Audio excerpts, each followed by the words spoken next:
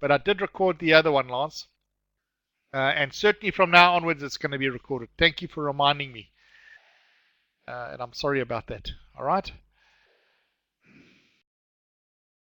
I'm also going to be able to put these up, the slides, but you'll have to just give me a little bit of time. Hopefully I can get them up by next week. All right, so there's the training requirements, your project roles and responsibilities, the skills and the competency levels, and safety issues. Okay, so that's what we have there. Now, the next one is your scope. Now, you say to me, yeah, but your escapement is much bigger than that. Yes, Doug, it does say it's been recorded, and it is being recorded, so we are being recorded. The project objectives and your project statement. I want to say that this is what I've put down here is more than probably what is in your project scope statement. All right, but you won't have a project charter until your budget is done. In other words, until you've got the cost, you won't have that. You will have broad cost as an input into this, and we're going to talk about some of those in a minute. So you'll probably have, it's going to be iterated. So why we say the project scope at this time is because you're not going to get a project charter. You're going to have a half a project charter. That's why I've put all of these things. When we say project scope statement here, these are the type of things that are on the screen right now. These are the type of things that you are going to have when I talk to it. These are all the inputs into it. Now the most critical one obviously is your work breakdown structure. We've talked already a lot about that one, so I'm not going to talk any more about it. And then your dictionary. All right, this is all the details about each of the activities. Okay, and this is where you're going to actually start picking up risks. Are actually at this level on when you do your detailed planning. It's even on the activity level, there are risks that are going to stick their heads out. So it's very important to do a very good dictionary on these things. So we can call that a database.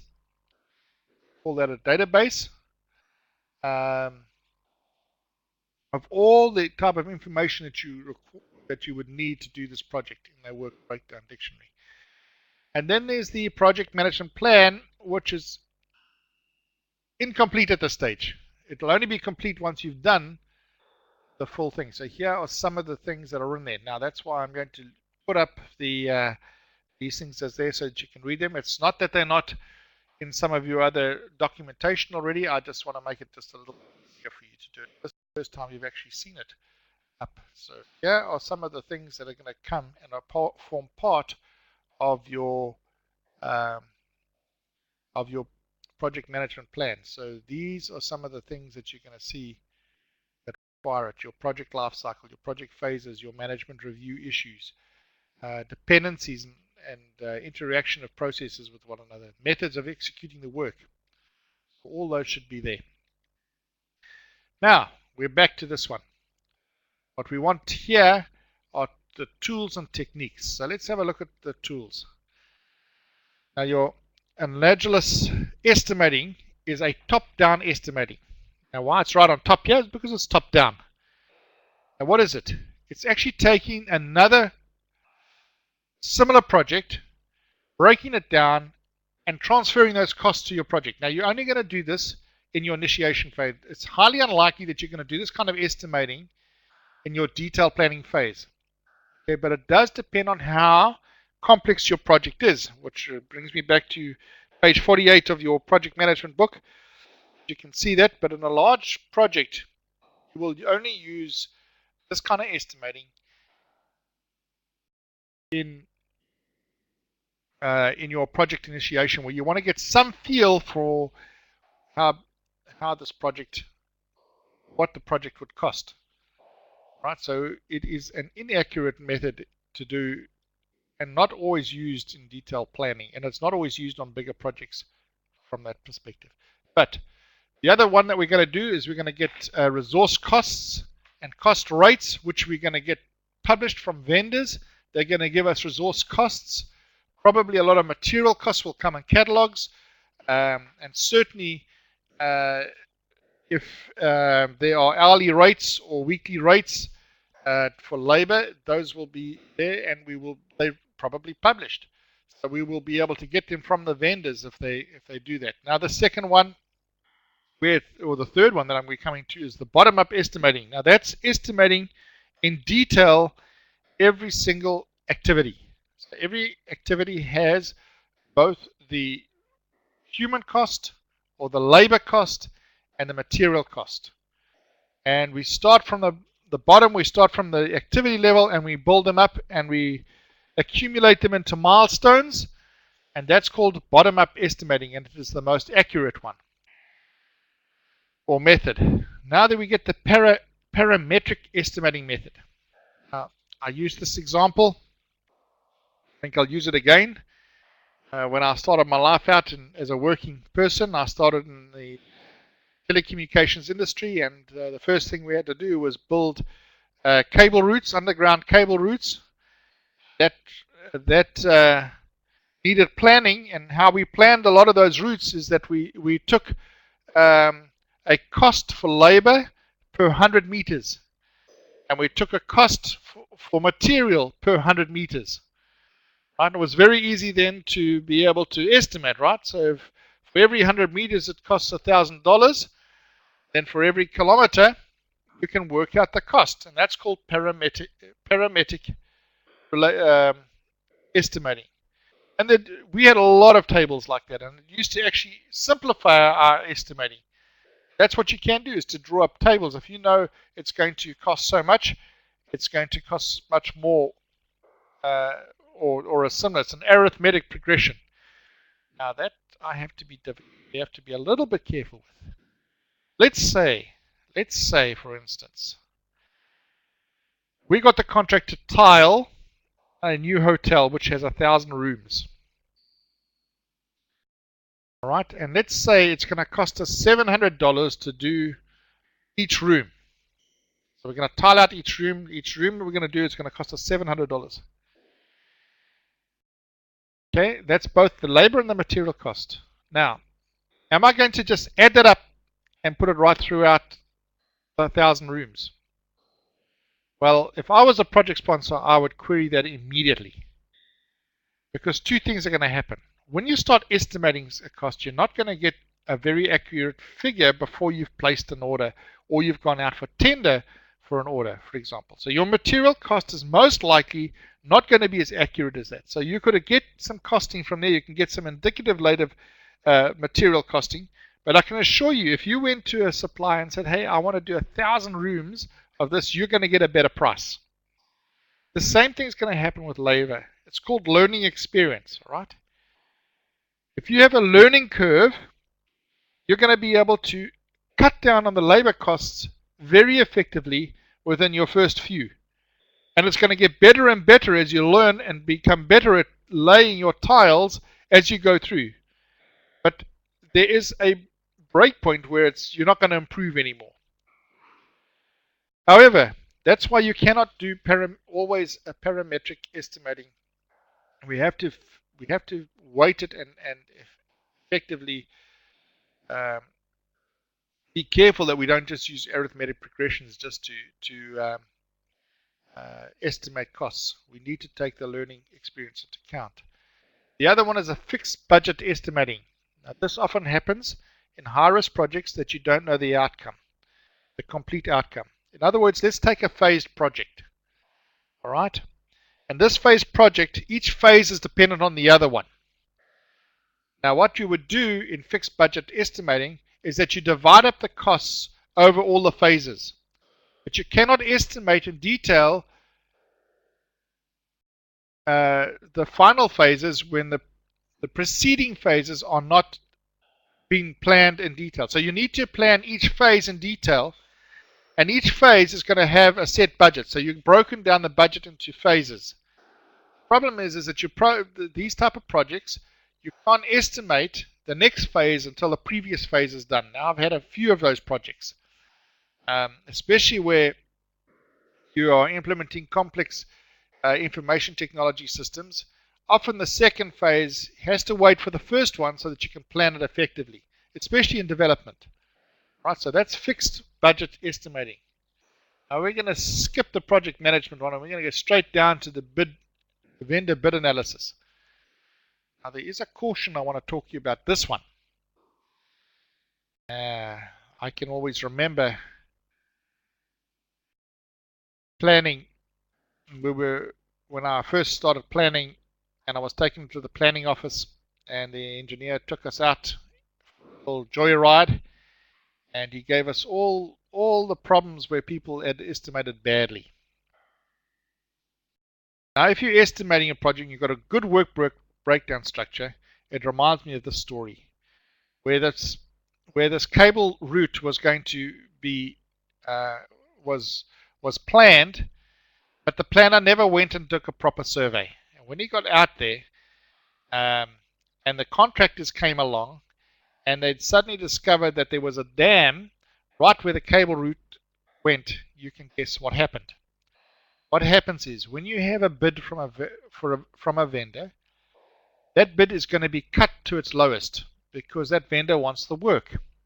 And he's going to cut everything so that it just makes a profit. But if you don't plan correctly, like this happened with this dam that was in the middle of this cable route, that vendor took that project for a ride because you can be sure he's going to add all the costs he can possibly add on that so he can make a better profit. And there's nothing you can do about it if you want to keep that vendor. And you probably want to keep the vendor because he's already done half the work for you. But I can assure you your project will blow out on that one. So vendor analysis is quite a tricky one if you do not have the whole outcome and everything about that work breakdown structure is done effectively and you know that you've covered every part of the project. Because if you're going to get a vendor that supplies you in a tender format, you can be sure that if there are scope changes, it's going to cost you. All right, so that's one word of caution for that one. Now, this is where you come with reserve analysis. Now, there's two ways of doing it. One is called a buffer and the other one is called a contingency. What you do with a buffer is that you build a buffer into each of the activities. Right? That's called buffering. Now, that's when you do a risk analysis on each activity. And then there are a lot of project managers and projects that work very well that way. Frankly, I prefer to look at the cost analysis of the whole project and to do a risk analysis on the whole project. And if I have to mitigate some of those risks by having a contingency cost, I'd rather have it budgeted out of the project and not build it into each of the activities, because that then helps Parkinson's law, which says that work fills out to the amount of cost and time that you actually have. So in other words, if you put it in there, that work is going to cost that. If you're doing buffering's risk is that little bits of contingency that you build into the activities can get sapped up very quickly.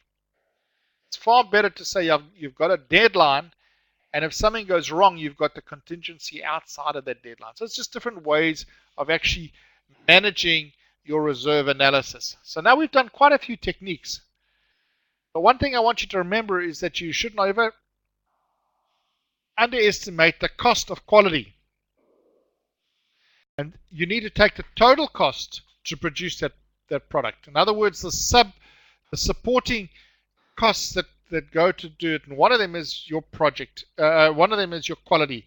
It does cost to have quality. There's quality assurance and there's tolerances. And what happens if the tolerances aren't met? So the cost of quality needs to be built into your project as well. So there are some formulas to actually help you with that one. So I'm going to say to you, you need to build that into there. So now we've done quite a few tools and techniques on this one. And we're going to be asked that in your assessment. So you need to get to understand these tools. Your book handles them quite well. And if you need some, then please come to the question and answer sessions and bring them up there. We can actually do some of those there. All right, so that's it with cost estimating. The next one we're going to do is budgeting. Oops, I forgot to talk about the outputs. What are the outputs of cost estimating? Well, what you're going to have is a costed, all activities are going to be costed, right? And then you're going to have your, so you're going to get a project, a cost, yeah, all your activities will be costed when you have finished this one. And you should have details on each one. And it's going to, in those details, you're going to have your estimate, but you're also going to have your assumptions and some of the risks that are going to come out of there. So your assumptions and risks are very important here, right? So your detail of supporting each of that cost for every activity must be documented. And those are mostly, it's about assumptions. And finally, your cost variances. If they're going to occur, how are you going to refine them as the project refine those ones? And that's what I talked about, the learning experience. You need to shrink the cost. One of the ways is to actually see how we can actually minimize the impact of requested changes. Right, those are the outputs. That means that we are going to come to budgeting now. All right, so cost budgeting is important. And here's the process. Not too many tools and techniques on this one, but lots of input, okay? Lots of input on this one. Oh, slides all mixed up again. I'm very sorry. Oh dear, dear, dear, dear. Let me go back and just talk about some of the cost inputs, and then we come back to this one. There's the project scope statement, the work breakdown we have. Now we're going into budgeting now, so it's slightly different to your estimating. Now you've got activity costs and estimates for every single activity. You've got an activity cost and estimate for all the supporting detail. You've got a project schedule, and you've got resource calendars. So why are those two important? Your project schedule and your resource calendar is because that's going to affect your cash flow. Your project schedule is going to affect your cash flow. And that's what a CFO is going to ask you. One of the questions he's going to ask you is, when do you want this money by and by when? It's very important for him to know that, because he's probably not going to take out the full cost of the capital to do that project. What he's going to do is probably invest it somewhere where he's going to make some interest until you actually need the money. So the cash flow is quite important for this. And the other one is the contracts. Any of the contracts must go into your budget, because that's going to give you the constraints in the costing of any of these activities. And finally, your cost management plan. So now let's go back and have a look at some of these techniques. One of the first things that you're going to do is you're going to aggregate your costs. That actually means adding them up. And actually Excel does that very, very nicely. There are some ways that you can do it with Excel, and that can actually do that. But your project management tools are certainly going to do most of the cost aggregating for you. You put the cost in for each of the activities, it's going to aggregate it for you. All right? So you won't have to do too much for it. But what you are going to do is that you're going to do a reserve analysis. Oh, there's a problem here with it. Also, right, so your reserve analysis is looking at the risks of each of the activities, and you're actually going to put into your budget those risks. And then we're going to look at, let me go back and talk about Paramedic Estimating. Now we have talked about Paramedic Estimating. You're also going to do it for your budgeting. All right, so you're going to budget that as well. And then you're going to look at funding limit reconciliation. That's what happens when you do and you put milestones in.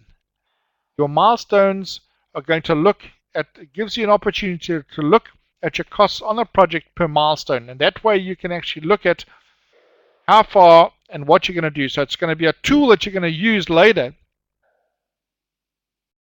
when you do your cost control. So you build it in now in your budgeting. Okay. Go on this one a little bit more. Let's look at some of the outputs of this cost budgeting. So what you're going to get now is, remember last week we talked about a time baseline. Now we're going to get a cost baseline. That's critical for measuring how well we're doing, what our performance management is on that, on the project. So have to talk too much about one. And then the other issue is the project funding requirements. That's your cash flow. Your baseline and your contingency is put into that one. It's to actually make sure that we can actually use it to manage cost overruns. So what you're going to look at here is the total requirement for that project that needs to be spent on there. Whoops. Okay, the other one is your project management, your cost management plan updates. If you're going to have change requests, part of your configuration management is to make sure that you update your cost management plans and everything that's in it so that you can continuously keep a running track of all the costs. And that means that you need to have your change requests documented clearly. Now we're on to the last phase. On through quickly. This one. And that is, the last one is your cost control and how do you control it. So obviously it's going to be your cost breakdown. Your baseline is going to be there. Your funding requirements so that you get a cash flow. You're going to have detailed your performance report so that you can just report on your performance. You're going to look at work performance information and approved change requests. And obviously your project management plan. Right? So what is your cost control system? Okay, your cost control system looks at the changes and describes how you're going to make those changes when they. What is your approval? Who has to approve them? What is the workflow for that approval? And how is it tracked and then linked back into your whole integrated cost control system? Okay, so that all must be defined. The second one is your performance management, and one of the tools that you can use here is called earned value technique. It's a way to find out how much value this project is at any point in time. So EVT continuously monitors the planned value, the earned value, and the actual costs. We're going to look at that a little bit later on this evening. We're going to have another look at this one in more detail. But it enables us to look at the variances and the cost changes as they are discovered. So when we make a change request on the change control or the cost change control system, we will be able to see what the actual costs are and the earned value. So earned value is a thing that we're going to look a technique we're going to look at a little bit more detail just in a few moments. Right, then your performance management has also got to do with your EVT, but there are some other things here. So let's just talk about some vocabulary here. And when we talk about these measurements and analysis, we're talking about planned value, right? That's what you planned. There's actual cost, which is AC, and there's earned value. Now, earned value of work is completed to date as it's compared to the budget. Right? So your earned value, as the work is completed, it's compared on your budget, and that is your earned value. We're going to look at that in a minute. Now there's two others. There's cost variance. Now your cost variance is equal to your earned value minus your actual costs. So if it's positive, it means that you're spending less than planned. If it's negative, it means that your costs are higher than planned. So if it's less than planned, that's very good because you can use it for other things.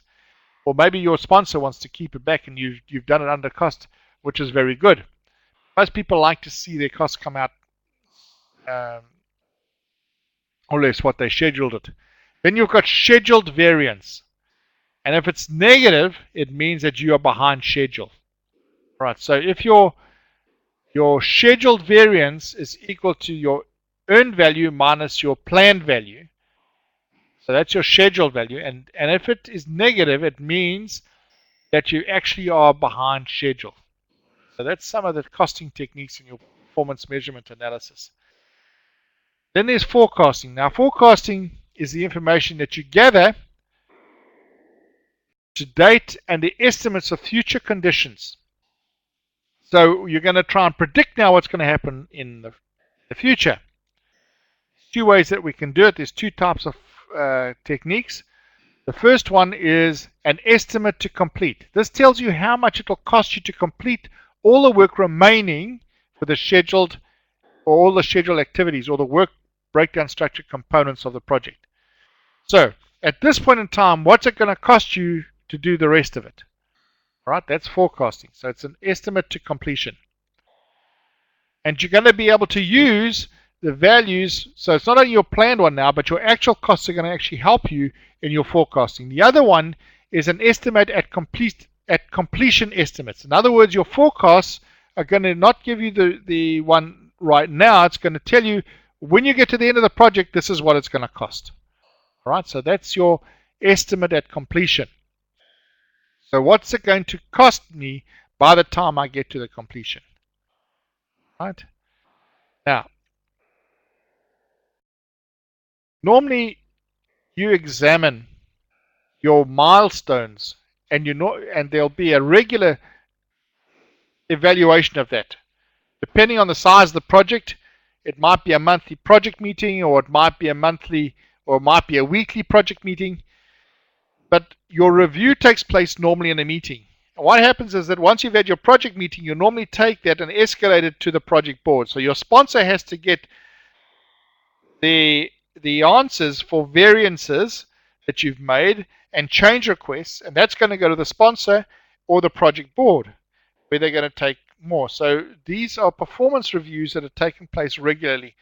And the best time to take them is at your milestones, because your milestones actually give you a cutoff point to do something. So if something's completed and there's a deliverable there, then a milestone is a very good place to do it. And milestones is a technique of managing those reviews. Okay, the next one that comes up for technique. Whoops. Certainly have lost something somewhere. Where it went. Okay, so you've got project reviews, but you also have variance management. All right, so we're going to look at that in a little bit in a minute. Now let's just look at earned value for a few moments. The value measure of work completed, that's what earned value is. It's the value measure of work completed. It's actually effort over cost. Okay, it's effort over cost. So it's effort divided by cost at a certain point in time. So it's a point in time. You're going to put your effort against the cost for that. So it can also be known as budget cost of work performed. Right? That's a complicated thing. It's much better to say earned value. So let's look at something like that. All right? Let's get your earned. How do we get our earned value? Well, first of all, we need to look at your planned value. That's the value according to the authorized project plan at the certain point in time. Right? And then there's the actual cost. That's what it actually cost, and the cost expended at a certain point of time. So you're going to look at the planned value at a certain point of time. You're going to look at the actual costs at a certain point of time, and you're going to calculate out your earned value and the value of the completed work at a certain point of time. So how do we do that?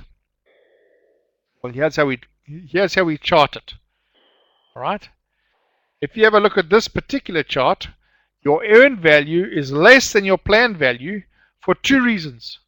One, you're over budget and you're behind schedule. Okay, so if you have a look at the red line, which is your planned value, that's where you should be. But actually your cost is higher than that. All right? So your earned value is going to be the intersection of your effort over cost and your time schedule. Right? So that's what your actual cost is. At this point in time, what was the time? And at this point, what was your planned value, or what should have your planned value be? And so your earned value is this piece here. All right. So we are done for the evening. If there are any questions, I'll take questions now. We've got about 10 minutes for questions. All right, but we have completed tonight's session. I hope it wasn't too... yes, Lance.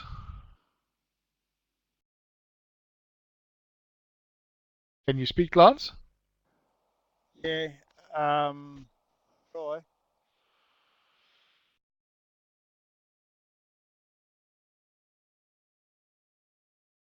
Hello? Hello. You have a question, Lance? Okay, are there any other questions?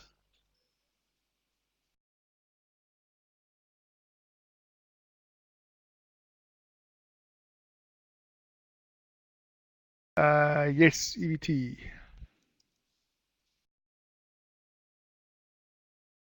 Okay.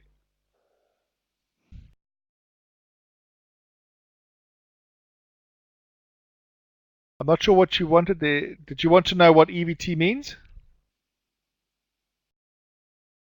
Oh, explain the detail. All right. Let me try and explain it this way. If you just give me a second, and I'll try and get a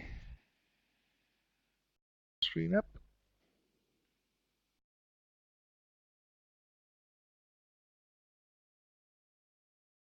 Okay, and let's get a whiteboard up.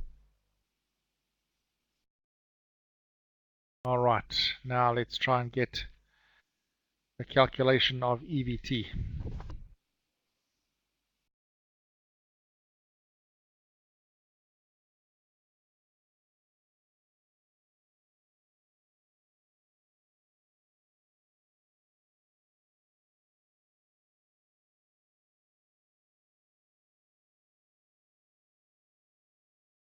Okay, just one sec and I'll get it for you.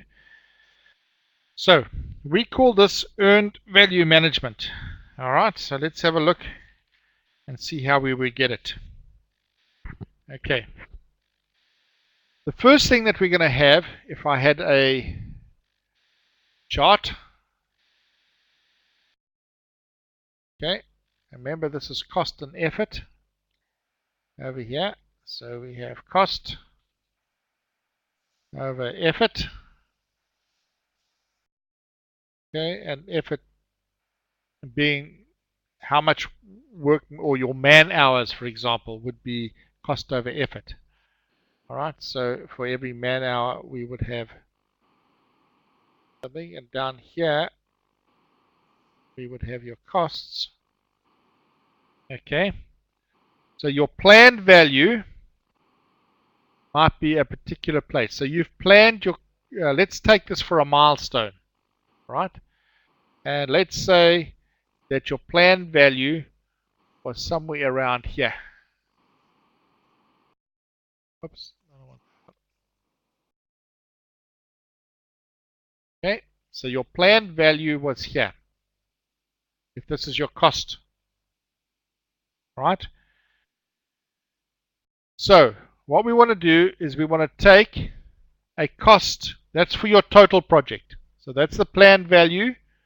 So your planned value is, where's it? Yep. So this one is your, whoa, that's your planned value. I'll get rid of that. There must be an eraser somewhere. Oh, lost everything. Back, back now. Sorry, I'm going to have to redraw that. Sorry about that. All right, so that's your cost over effort. This one is your project. This line over here is your planned value at the end of the project. Okay, and now I want your planned value at a point in time. Okay, so that's your planned value at a point in time. Now, see if I can draw this nicely. Let's say that the actual costs, okay, were here at this point in time. Right, so this is the actual cost. So that line that I've just drawn now is the actual cost. Right? And your Your planned cost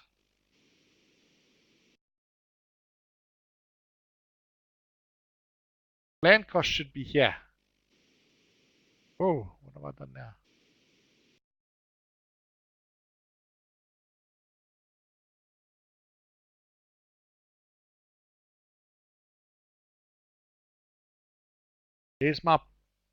That's my planned cost.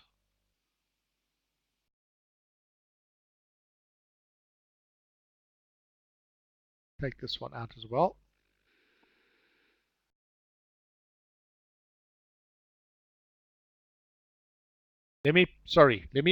What I'm going to put in now is the planned cost. All right, that line there would be the planned cost. So that's your PV. Okay, your planned value. And your actual value is over here. So that's your actual cost.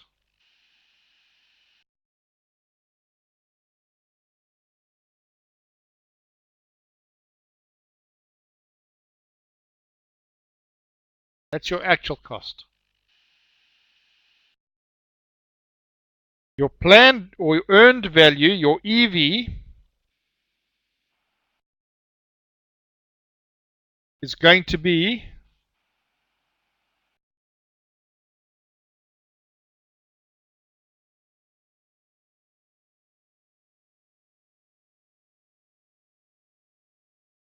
the difference between the two.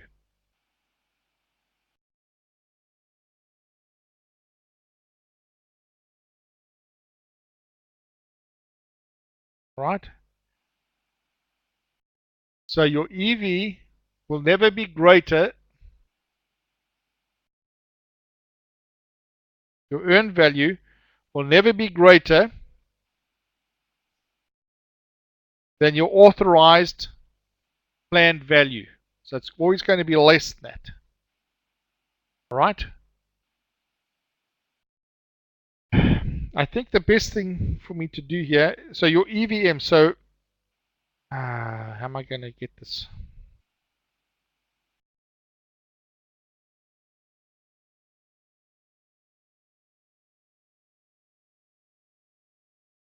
Lance, you know what I'm going to do? I'm going to draw up these things, but I'm not drawing such a good job here. Can I do this next week and I can actually draw it in a planned way so that it actually comes out very clear? It's not coming out very clearly right now. If you let me do it next week in my question and answer time, or just after one of these schedules, I can actually draw it out for you so that I can actually show you the calculations. Would that be all right? They're not difficult calculations, but it would be easier for you to see if I drew it out than trying to draw it on this board with limited drawing things. And I can't show you the calculations, if that would be all right.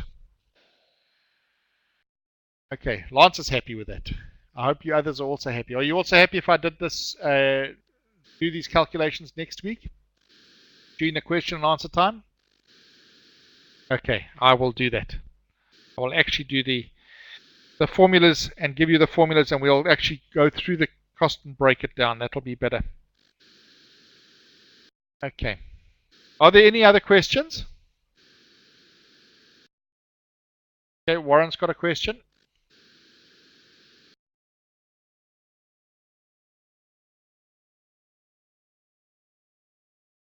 Do you want the microphone, Warren? Whoops.